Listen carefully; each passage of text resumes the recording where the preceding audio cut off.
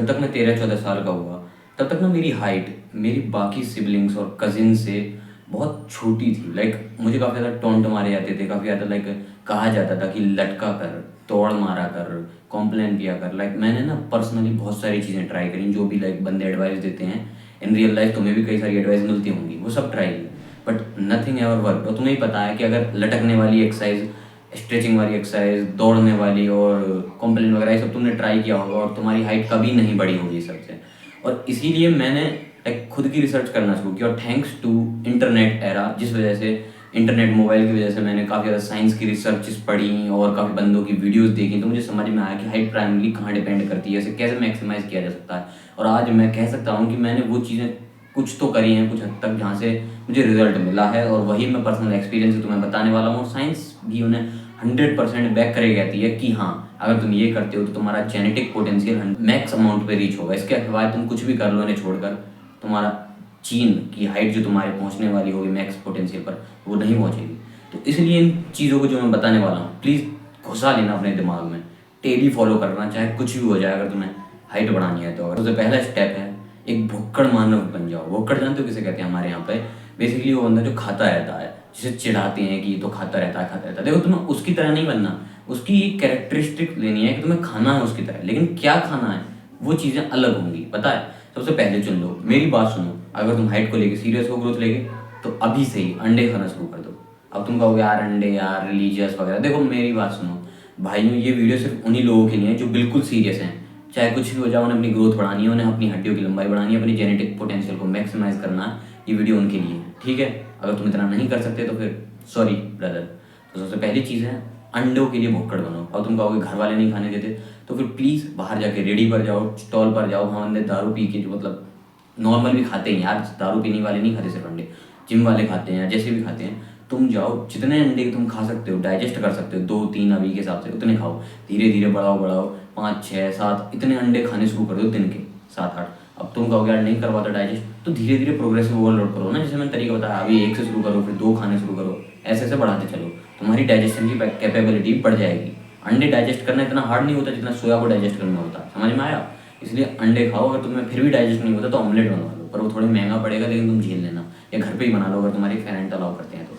और दूसरी चीज़, अगर तुम नॉन वेजिटेरियन हो, कैसे भी करके अपने पेरेंट्स को मना सकते हो, या तुम खुद छुप के कर सकते हो, तो फिर प्लीज़ चिकन ब्रेस्ट, जो चिकन के सीने का जो मीट होता है, जो जिसे भी जो भी बोलेंगे, मैं हिंदी में नहीं बोलना चाह रहा है ना, वो कंज्यूम करना शुरू कर दो, ठीक है। अब वो कैसे कंज्यूम करना है, जैसे चाहो, चाहे बॉईल करके, चाहे कुक करके, what ever how ever you want, तुम्हें ना बस उसे करना है कंज्यूम। अगर तुम ये नहीं कर सकते तो ठीक है, चलो चिकन तो ठीक है फिर भी चलेगा, इसे अवॉइड कर दो।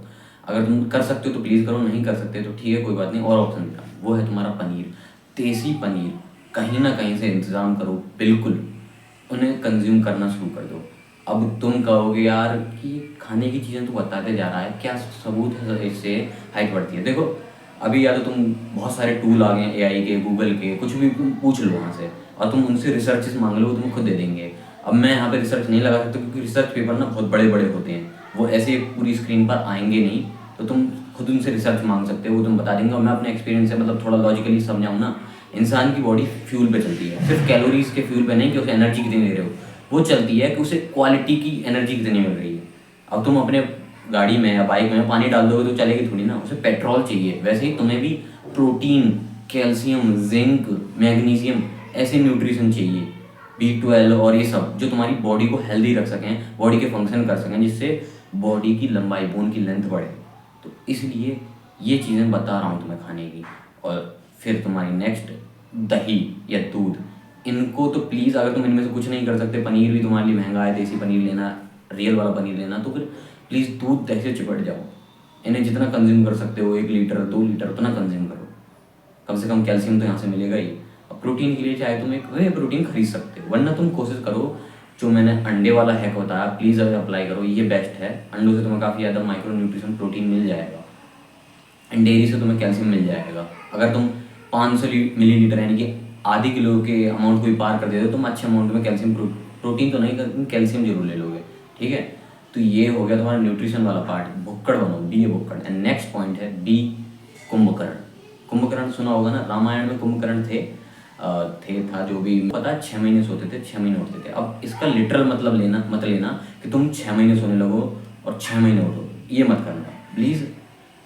जितना तुमसे रात में हो सकता है उतना सो, मतलब कि जल्दी से जल्दी सो जाओ और सुबह जितना लाइक स्कूल वगैरह से पहले अपने उठ जाओ और तैयार हो जाओ। अब ये रफली तो मैं बताऊँ ना, कम से कम 8 घंटे, 8 से कम तो लो ही मत स्लीप, और इससे ज़्यादा एक्सीड करने की कोशिश करो। इसका देखो मैं अपनी लाइफ का एग्जांपल देके दिखा रहा हूँ। देखो मेरी जितनी हाइट है, जो भी है एक्स मान लो, उतनी ही हाइट मेरी बहन की है। लाइक वो ना टॉल कंसीडर करी जाती है, हर बंदे कोई भी हो उसे टॉल ही बताते हैं, क्योंकि फीमेल के अकॉर्डिंग उसकी हाइट बहुत ज़्यादा है, इवन मेरे जितनी है। और काफ़ी ज़्यादा बंदे कंफ्यूज करते हैं कि वो मेरे से भी ज़्यादा टॉल है। वो इसलिए क्योंकि देखो उसके पास पढ़ाई के अलावा और कोई एक्टिविटी नहीं है, लाइक घर का थोड़ा बहुत काम और फिर सोना है। वो दिन में 10-10 घंटे क्रॉस कर देती है सोने में, इसलिए उसकी हाइट बढ़ी। और इसका मैं पर्सनली बिलीव करता हूँ यही इसका बहुत बड़ा रीज़न है। और जहाँ मेरी बात करूँ तो मैंने पहले गेम्स खेलने में और फिर बाद में लाइक मूवीज़ वगैरह देखने में, सीरीज़ वगैरह देखने में, और अब एडिटिंग वगैरह करने में बहुत ज़्यादा रात का टाइम बेकार करता हूँ सोने वाला।